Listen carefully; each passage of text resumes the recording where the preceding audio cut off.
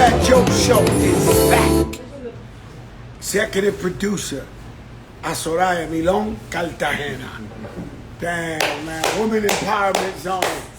Women Empowerment Zone. Hey, Rem, is my goddaughter going to be able to say hi to the people? Say hi. Oh, shit. You hear them voices in the background. This shit might get crazy. Like, yeah, you hear them voices, them papoose, Remy voices. This shit out of control. Want to say hi? Come on, mommy. Say hi to people. Come on. Let's say hi. The big picture. Oh, I don't want to drop nothing. Don't worry about it. Yeah. Come here. Say hi. Say hi. Look at the people. All right. Give them a kiss like you give Cop Papa like this. Look. For the people. No. Uh-oh. No kiss? Kisses. TJ watching. She watching. You go, TJ. Oh, man, she love her sister, huh? Look at her. She thinks she in there for real. Y'all, what's up, y'all? Now she want to say hi. Say hi to TJ. Say hi, TJ TJ. watching. Mwah. TJ. Give a kiss. Yeah, give a kiss. Yo, the Mackies are in the building. Dre said, waiting on your verse, Remy, is very important for his album. Tell her I have to send it, I promise. I'm a piece She of will crap send with it. that. I mean, I don't know. She got a studio in her house and everything. Still don't do it. Stop it. No, I'm saying, though, my sister's cooking for me.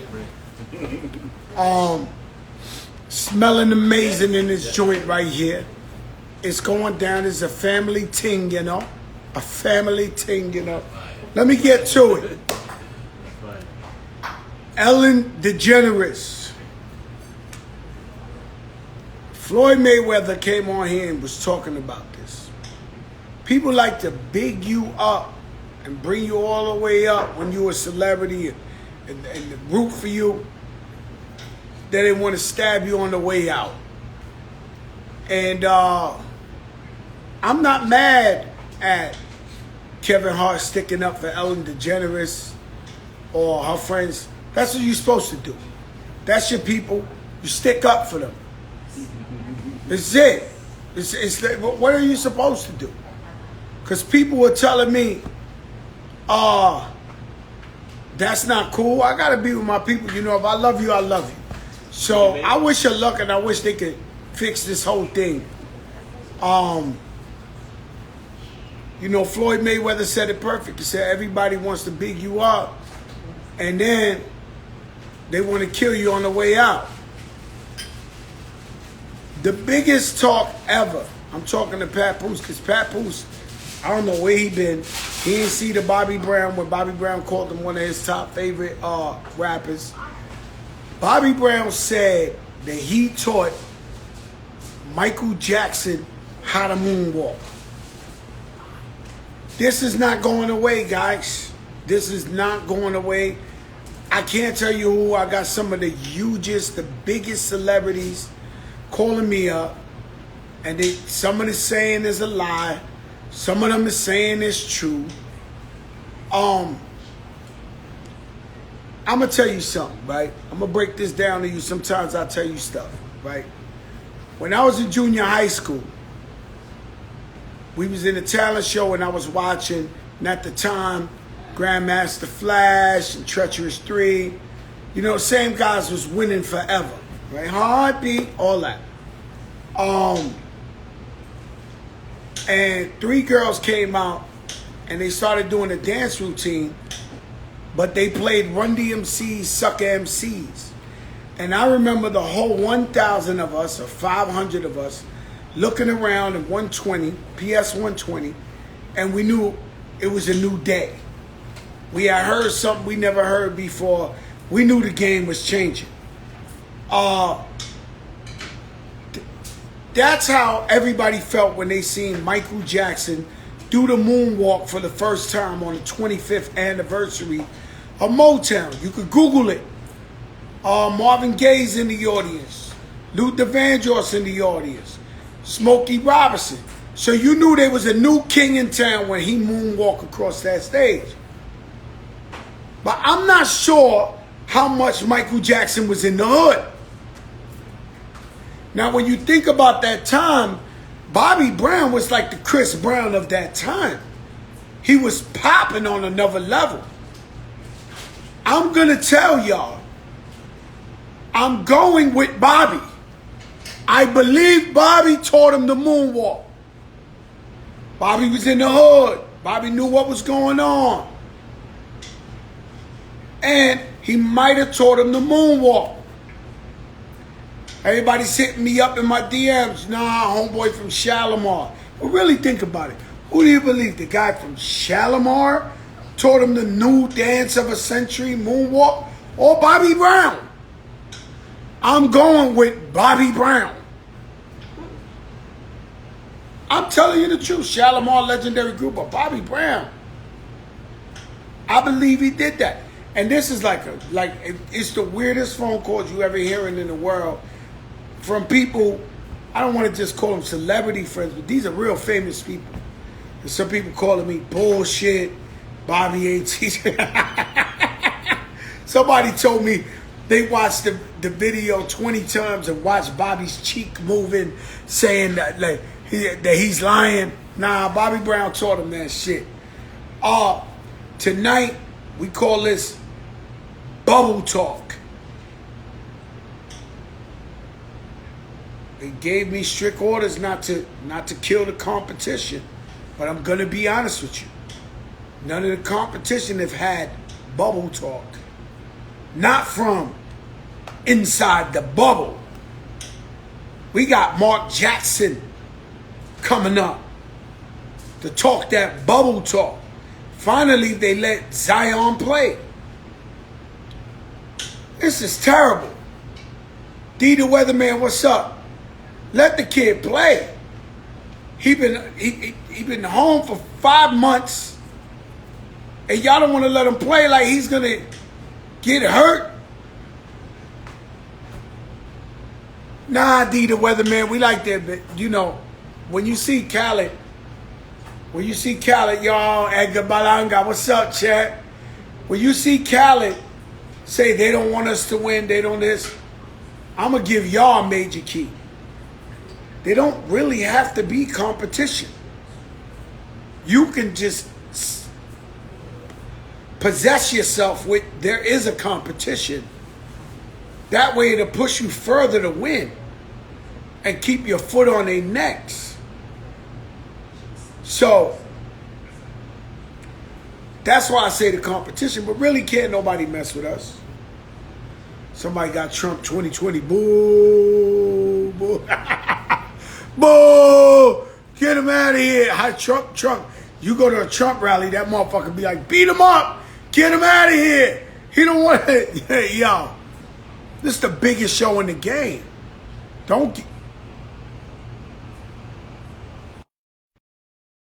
Gentlemen, without further ado, former New York Knickerbocker, coach to the stars, the one and hey, yo, Mark, I love your setup, boy. You flexing. Yo, you talking about chandeliers. I seen your work, man. He got a chandelier back there. Did you rob a Brinks truck for that thing or something, Mark? Oh, my God, I seen your work, man. No, yo, Mark, we get it. We understand. We get it. You're on your throne. Yo, Mark, thank you for coming back to the show. I need to know, am I your resident NBA basketball expert? Because I've done the Joper show more than I've done Sports Center. So I'm honored. Let me tell you something. The Joper show is where it's at. This is the real pulse of the city of the game. Ro Parrish is always on here. Ro Parrish. We had Jalen Rose. I recommend you see that one. I've watched all of them. I've watched all of them. Oh, no, it must be his anniversary. It must be his anniversary that day because that boy was lit. But let me tell you, I got to bring Jalen Rose back because I want to know if it was just a fluke. It was so exciting that I was like, yo, I love this guy. I got to bring him back. No, he's great. But Mark, thank you for coming on with us. Everybody, all my Rucker guys, they all say rest in peace, Escalade. You know, your brother Absolutely. was a big, big deal in the street basketball world. Rest in peace. As you, Mark, what's going on in this bubble? Like, I'm going to ask you the first question. Do you think it's right, you as a young player, Mark Jackson? I had Iverson on yesterday, Bubba Chuck. He said he would have never allowed his coach to have him on the bench like they doing Zion. Imagine you was in Zion's position. You've been out for 4 months. He's obviously able to play, and they sitting him on the bench. What you think about that? Well, first of all, outstanding job. I watched the entire show with Chuck, the great Allen Iverson. It was incredible, and just listening to his stories and listening to the love from both of you guys, I was glued to it watching it. So outstanding job. I'll tell you this. If you're Allen Iverson, and it's old school versus new school, and it's not a knock, but old school guys going to tell the coach, the general manager, the doctors, forget that. If I'm up, I'm playing. If I'm here, if I'm not going to play with my foot on the gas pedal, then there's no sense in me being here. Even Wilt said, I'm going to come once during the day. Either you want me to shoot around or you want me game. You decide. When I'm here for game, I'm playing. So old school mentality can't sit there and say, you're looking out for my best interest. I done had 4.5 months off. I done chilled for 4.5 months. I done got my body to the best possible position where I'm healthy and whole. Let me go, especially with fighting for a playoff chance. And I understand, certainly from the organizational standpoint, we're trying to protect our future. I get that. But from a player standpoint, I'm not sitting there just watching my team go down the drain. I want to give us the best possible chance. You know, this kid looks like a beautiful kid, man, but he's got to be stressed out that they got him on the bench, and he's must-see TV. I know he's out of shape. I'm upset with him. I am the biggest bandwagon groupie of Zion Williams. I am his groupie. And I ain't going to lie to you, I'm pissed that he came up in here looking chubby. Like, I argue with everybody about Zion. He's letting me down. Like, this guy got to take this thing serious, Mark. He's young. He's young. And he's in better shape than he was when he first started. So I'll give him credit with that. There's still a ways to go, and it's looking over the long haul. He's a guy that came into this league, you know, big boned and with an incredible body. So it's about. Can you hear me? Yeah, I can hear you now. You faded out for a second, but we good. My apologies. The thing that people are not talking about and mentioning is the impact that it has.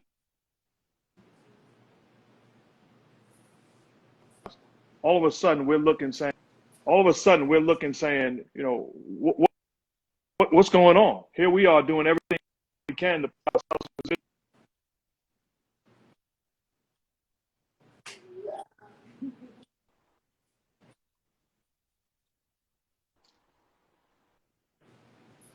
I can't do that. I think that given the fact that the fans can't even be at the game, given the fact that we waited 4.5 months, you're going to come back and you're going to get the rising star, the sensation, the new king of the league. You're going to sit him on the bench. I don't think this is good for renegotiations from New Orleans. I think they don't realize what kind of damage they're doing to this kid. He's going to be just fine. He's going to be a big-time player, and you can tell by the way he plays. By the way, I tell you what, he doesn't get enough credit for the individual that he is. You listen to him answer questions. You listen to him respond. You listen to him handling the bright lights and being the man from day one, whether it be at Duke or with the Pelicans. He's handled it exceptionally well. The future is very bright. They did a great job making a trade for Anthony Davis and acquiring assets, whether it be players, draft choices, or money down the road. So this team is set up to be very good for a long time to come. So I wouldn't say they've done a horrible job. They've done a very good job, and they're protecting their interests, which you're well aware of how you do it in business. But it's about taking the baby wheel, the training wheels off. Once we realize he can go, okay, give him the green light, and then Forget about what the doctors say. If you tell me I can't damage myself anymore, let me play basketball. You know, what's the experience like? Because I always love talking to you, you know, living legend. But what's the experience like in the bubble? You're in the bubble, you're calling the games, you got a plastic between each other. Do you and Jeff hug? Coach Van Gundy, like what's it like being there? What's the experience? Because I remember your first trip on the plane, you was bugging a couple of months ago. No you question. was like, you sound like me. Like now I'm terrified of just being on a plane, and you was terrified. You was scared of the whole thing.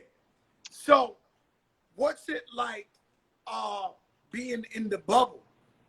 Well, fortunately for us, we're not in the bubble. We're in our own bubble. So like right now, I had an opportunity to take 4 or 5 days off, come home, then I'm going to go back and Jeff's going to get an opportunity to go home. What we didn't want to do is be away for 3 months until the championship is crowned, away from, as you know, family, away from making sure everything is good at home. That's first and foremost. So the opportunity to come home and then go back in 4 days. But when I'm there, we have our own bubble. So we have no contact with the players other than phone calls, Zoom calls, interviews that way. So there's no hand-to-hand, you know, contact with them. We're in a special area where it's just us. And with Jeff, with Mike, with Lisa, with our crew, we're around each other. There's no hugging. We get tested twice a week. We get those results. Like when I go back, I have to quarantine for a day, get a test, make sure when that test comes back negative, then I'm able to work. So they have done an incredible job of setting this thing up. I mean, you think about it. This place, everybody needs to take notes from the NBA. This was a slab of concrete. The Disney is bigger than Manhattan actually, but this was all concrete. They've done an incredible job of building this thing from scratch and making sure they put us in the best possible way where we can be safe and at the end of the day crown a champion. No, this is what the NBA has done. Football better be watching the NBA. Well, football, basketball, all of those sports. I mean, the only way you can really pull this off is to have some type of bubble, because I'm trusting the guy, and it could be harmless. You can go home. Your kids in some of these states, which is crazy to me, can go to school. They can pick it up at school, bring it back home. Now all of a sudden they bring it back to the baseball or football player, and all of a sudden now the game is ruined. They trying to do this thing in school, like let them go 2 days to school, 3 days virtual. So what are you saying? You doing a test to see if they catch the COVID? Can't do it, Joe. Home and get my mother sick? Can't do it. I know me and mine, we're too valuable, and I know you feel the same way. It's not worth it. Let's make sure we get this thing under control before we have an opportunity, look, to go to school and do other things that's going to be there. Let's be smart about this. Now, let me touch something, right? Mark, I know you're very religious. You're very into church. What do you tell my religious friends? Because I know some Jewish people like this. I know some Christians like this. I know some Muslims like this. And our love goes out to Lebanon. Whatever happened over there, I've been praying for you, my brothers and sisters. But there's some people who say, God got me.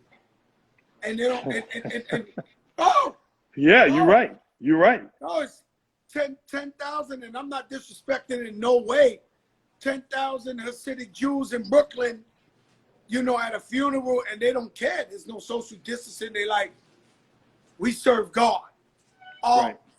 What do you say to that?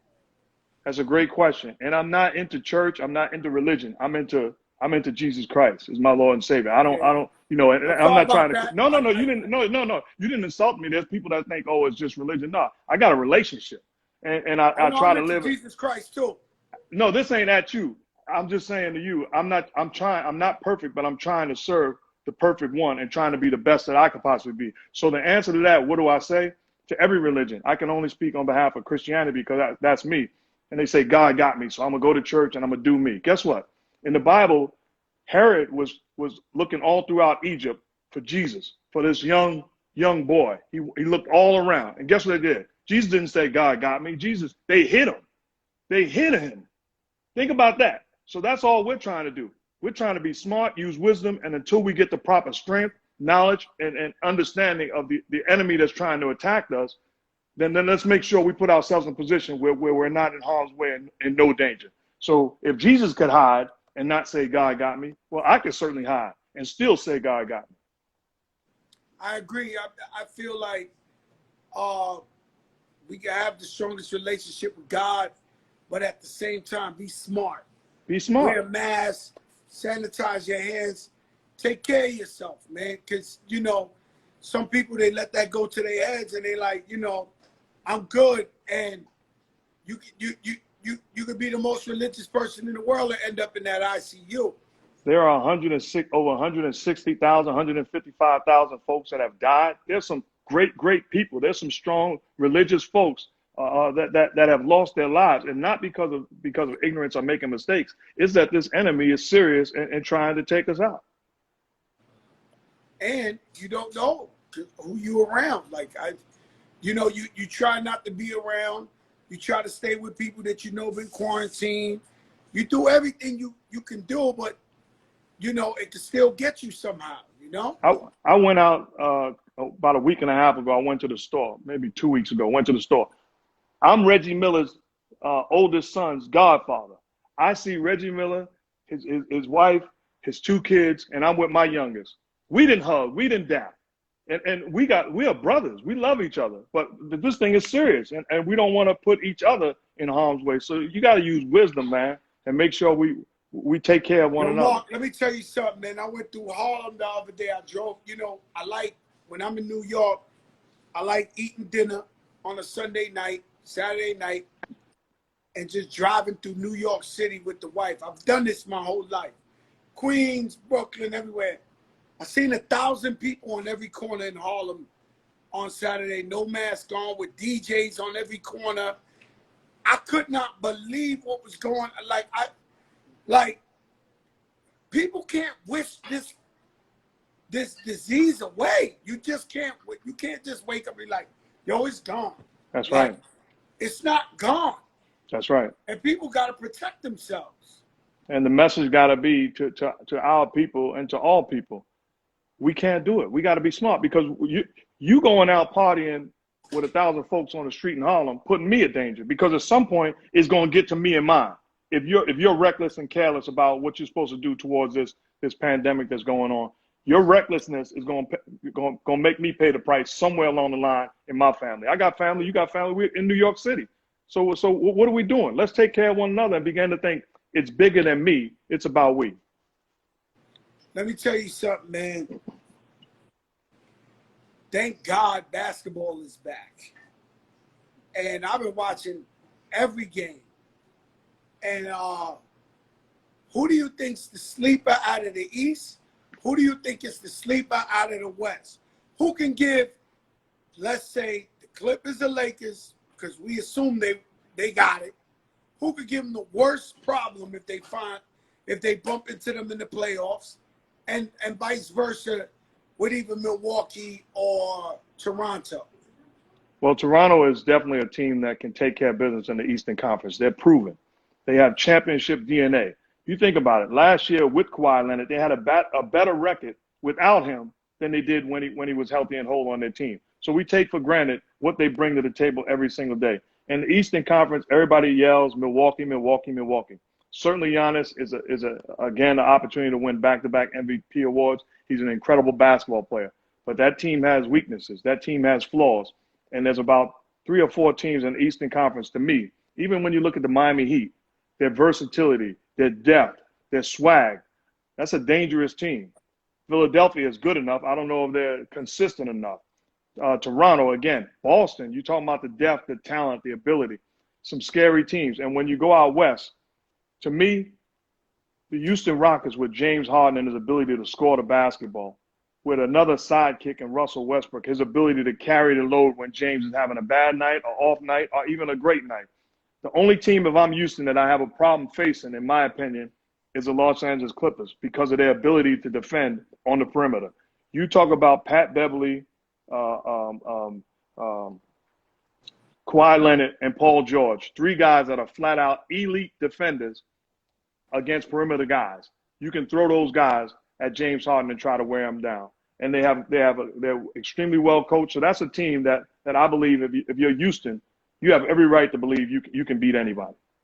Do you believe Clippers are taking the chip?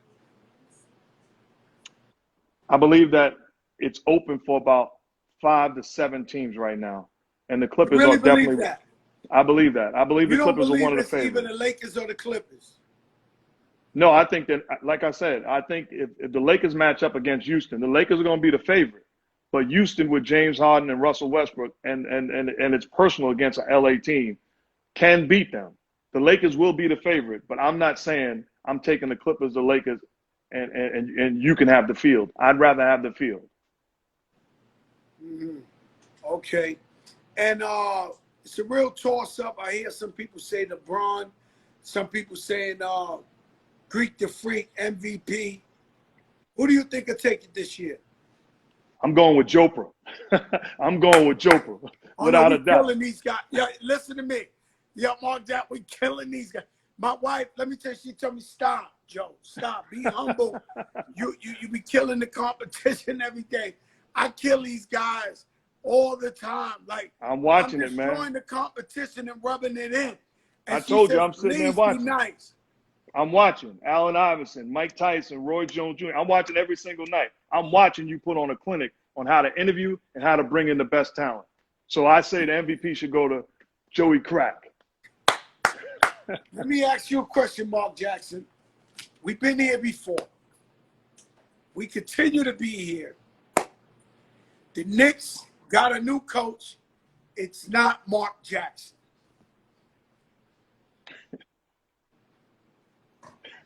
What do they want me to do? Slip my wrist or something? Like, what do they want me? What do they want me to do? Like, I can't. If I'm a lobbyist, I'd have lobbied for Mark Jackson to the moon and back. I don't, like, it does not make sense. Well, we know somebody that's not listening to Jopra. We figured that out because we know which way you would have went. But I tell you what, they got a very good coach, a guy that works extremely hard, a guy that's prepared and has done an outstanding job in this league, whether it be in Chicago, did a very good job getting Minnesota in the playoffs. I wish them nothing but the very best. I'm like you. If I had the choice, we know which way I would have went. But I don't have the choice. So I wish them nothing but the very best. And what God has for me will ultimately be mine. And I look forward to the day of coaching again in this league. I'm going to die one day, Mark Jackson. I'm going to tell you why. I'm going to wake up one morning. It's going to be, I'm going to give you a prediction. And I'm going to tell you something right now. I'm going to give you a prediction. I'm going to wake up. Is this a Jopra moment? Is this a Jopra moment? This is a Jopra moment. Okay, I'm ready. This is in the spiritual. This is in the prophecy. Because I've been talking to you and I see something I don't like, but in a good way. I'm going to wake up one morning and I'm going to have to walk about 30, 40 blocks because I'm going to read in the headlines. Mark Jackson, the coach of the New York Brooklyn Nets. I'm going to die. No, it's going to happen because the Knicks keep playing. I'm going to wake up one morning and my greatest nightmares at that point, I'm done. I'm going to wake up and it's going to say the Brooklyn Nets hired Mark Jackson as head coach. Well, I don't know about that. You prophesied that. We'll see how that all plays out. I know that one day I will be a head coach again. I look forward to it. And I know that Fat Joe will be a supporter and cheering as loud as anybody else of whichever team is willing to give me an opportunity. I look forward to that day. I really do. Yo, Mark, let me tell you something, bro. Man, I love that you back on TV. I love Coach Van Gundy. I love all you guys. You know, to me, you guys, well, to the fellas and a lot of women too, because a lot of women sit down and watch the NBA with their husbands and love sports too. But to me, you guys are the real reality show. Like, we watch you every night. We don't miss you, whether we in a barn, a pub, the house, the hotel, the plane. We watching reality TV every night. and you guys are must-see TV. I tell you something, man. I'm just so happy, and I'm proud of the NBA and what they've been able to do, and how they haven't shied away from the Black Lives Matter movement. How they got it right in your face. I love that all the jerseys say something else. I think it was Jeff Green had "vote" on the back of his thing. Right. You got Black Lives Matter, and you got say their names, and you got this powerful stuff. It's absolutely unbelievable. And we give credit to the NBA, we give credit to the organizations, give credit like across the board, the players that kept their foot on the gas pedal, that kept the pressure on the powers that be, that said, no, we're not taking a back seat this time.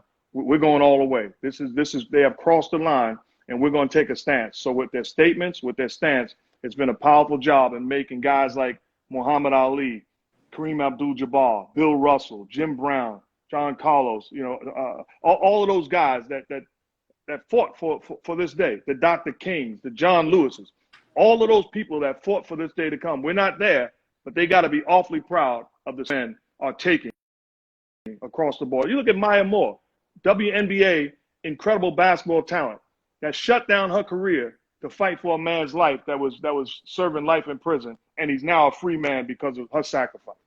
Man, that's beautiful. And let me tell you something. I'm gonna tell you something else. Anybody who's sleeping on the WNBA is crazy. Those women are balling. Salute. On another, no. Years ago, I watched the Liberty. I watched, it was really cool. What they doing now, they getting busy out like on another level. Like the level of talent from the WNBA is like, it's must-see TV too. I'm not gonna lie to you. Great skill where we're watching bigs that have guards handles, that have guard jump shots. So it's almost like we're watching the NBA, but in the women's version. There are women these women are flat out incredible talents on the basketball floor where you're watching them saying, before you used to watch them saying, man, she can't handle me. You're a dude watching that. Let's be real. You're a dude watching at home like, oh, she don't stand a chance. Now, if you say that, you flat out lying. She's giving you the business. No, you really lying. Like, I'm watching some of these girls ball, and it's different. Like the other day, I was sitting on the couch, and I've always supported the WNBA. Shout out my girl Cap 23, legend. She was killing the WNBA. I always watched her play. I used to go to the games to see her. But now I sit on that couch and I'm like, yo, these women is balling. Right. On another level. It's fun to watch. Give me one Kobe Bryant story and I'll let you go. One Kobe Bryant story. Well, first of all, I got to send you my sons. Two of my sons do music, and I got to definitely send you that. So that's. Yeah, you got an open lane here. I got all that. Day. We're gonna definitely take care of that. I look forward to it because we respect you as a legend in the game. My Kobe Bryant moment, well, two of them. The last game he went to was the Dallas Mavericks against the Los Angeles Lakers with his beautiful daughter, Gigi.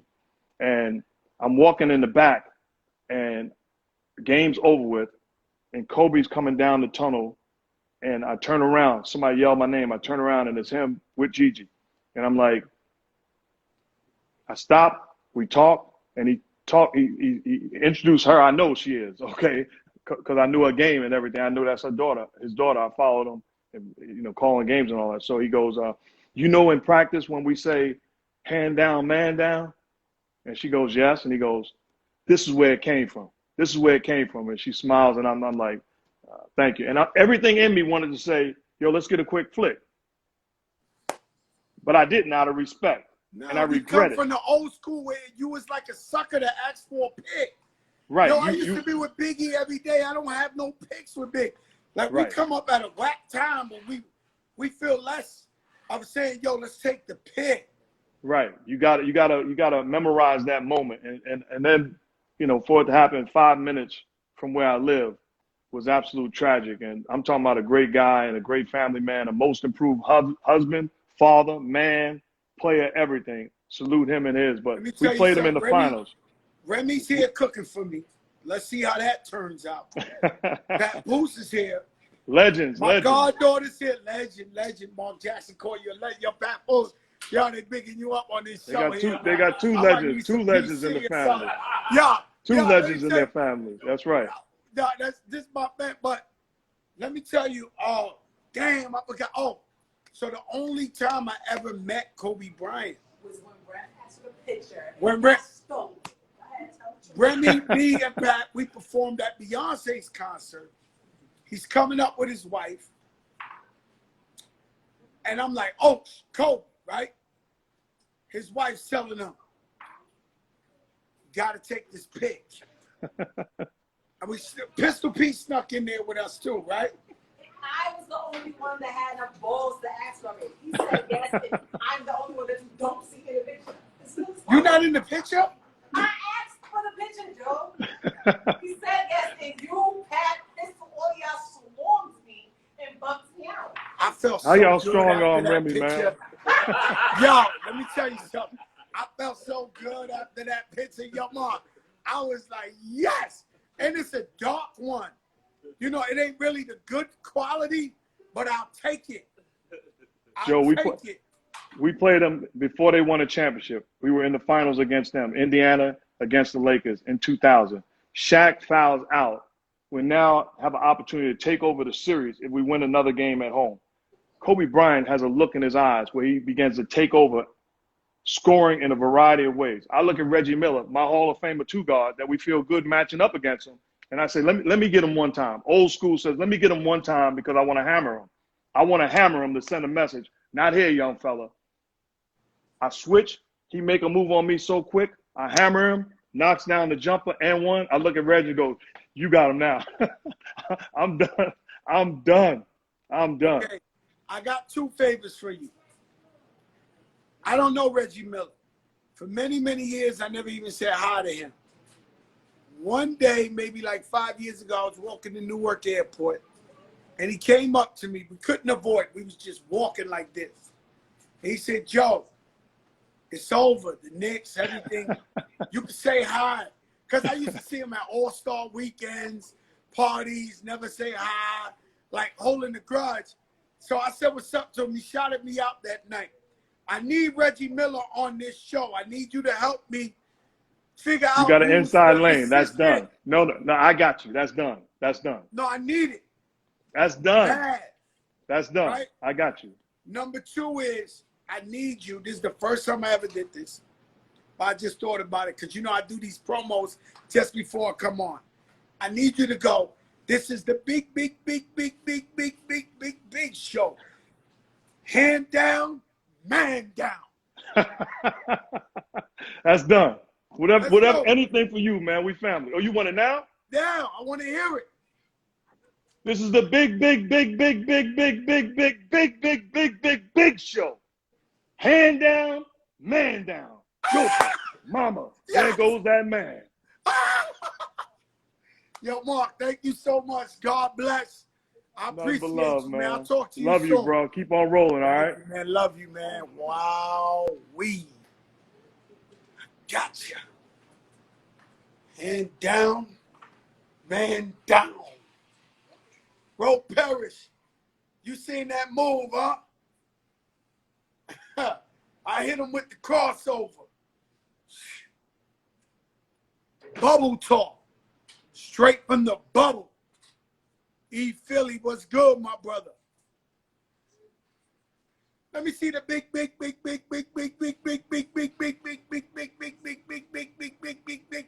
I need to see the big. The big. Yo, Pat, it's going down. Yo, Pat Booth. Yeah. Pat Booth came up in here like it's Sancho Pay. Yo, Terrell, you see the hat and everything? He's styling on us. Yeah. The big. And you don't know who I know. You don't know who I know. Tomorrow night, we've been trying to big. Tomorrow night, we are working on Tyrese. He's my brother. I love him. But, you know, he gets busy sometimes. A fast and furious member. That's big, big, big, big, big, big, big money. Big. You know, we do this for you, man. We do this for free. You know, help you get through these terrible times. Talent comes on here and they show us love. And we appreciate all of them for it. We've had everybody from Floyd Money Mayweather. Allen Iverson, you ain't getting them. You can't get them. Southwest 87, what's good? What's up, my brother? You can't get them. People on this show you just can't get.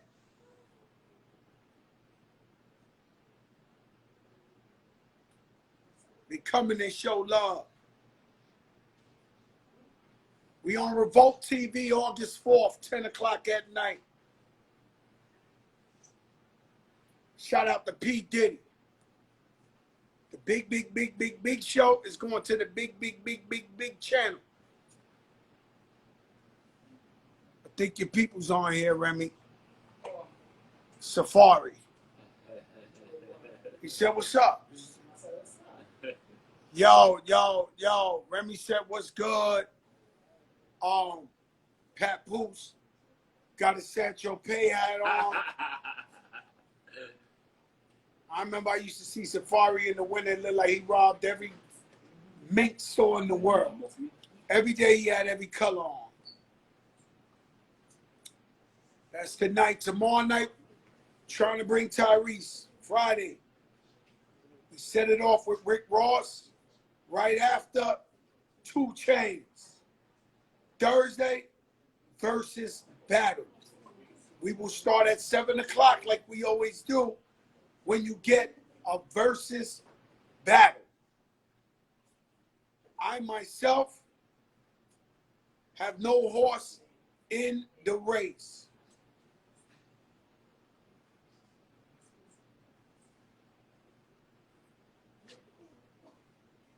Does my nephew want to say hi or he's incognito? Keep him on the low or you want him to say hi? It's a family affair. You want to say hi or you don't want to say hi? Let me see Gecko. Get him over here. It's a family affair, bro. It's a family affair. Live on the Joker Show. Come here. Show him Gecko. Okay. It's a lot of babies in this house. A lot of big boys in this house. It's a lot of big boys in this house. And they all love Uncle Joe. Gecko, and what's the other guy's name? Goddaughter wants in. What are their names, Asad? Catboy and Gecko. Okay, tell Dad that you love him and you miss him. I love you. Okay. Look at Goddaughter want to play with Geico and Gecko. Nah, it's crazy, man. It's lit in here. It's all family. Shout out to Relish, Stylist to the Stars in here. And we just vibing, man. We just vibing. We chilling. We trying to stay corona free and eat some good food. My sister cooking for me for the first time. What are we eating, pescatarian? She told me she was cooking for me. I said, yo, listen, ain't you vegetarian? Like, because if that's the case, you can keep the cucumber juice because it's not going down with me. What? King crab and shrimp. King crab and shrimp in the boiled form. Is it broiled or boiled? What? Broiled. Broiled form, and I'm going to tear that up. Legendary. Billy Blanco, what's up? It's the biggest show in the game. No question about it. And you don't know why, though.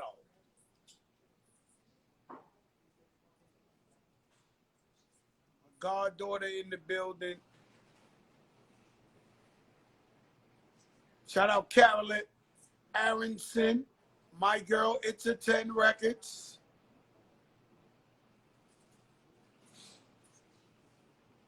It's a 10 Records is in the building. I see you, sis. You sneaking in on us. No, not the cucumber juice. You can say that shit for Styles P. Styles P will tell you the story. I went to his wife, shout out to his lovely wife. Huh? Ajua is my girl. I love Ajua. Let me tell you something. They invited me to her birthday.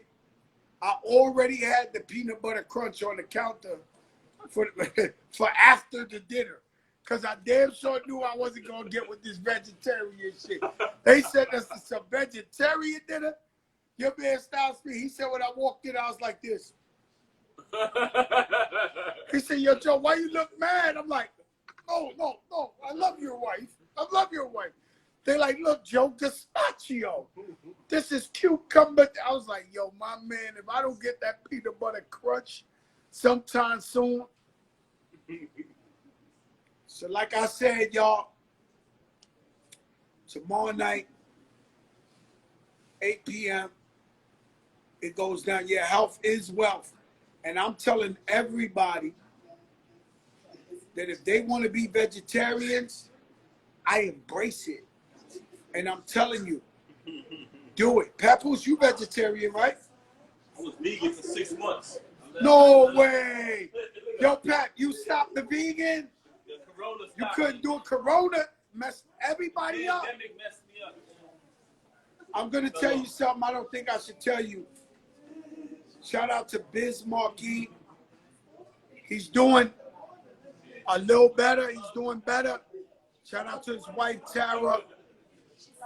I don't want to give false hopes or anything, but Biz Marquis is doing a little better. And God bless him because I've been praying for him so much.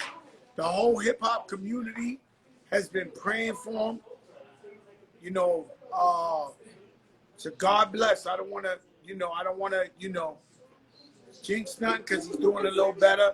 But keep praying for Biz Marquis. What a beautiful guy. What an amazing guy. You know, so keep thinking of Biz. Yo, Papoose, break down. Yo, Papoose was eating the peanuts. She did it to you, huh? Don't lie. She corrupt you? Yeah. I told her that. She's such a great cook, man. Yo, It took me off course. Yo, this guy, this black love guy was black vegan love guy.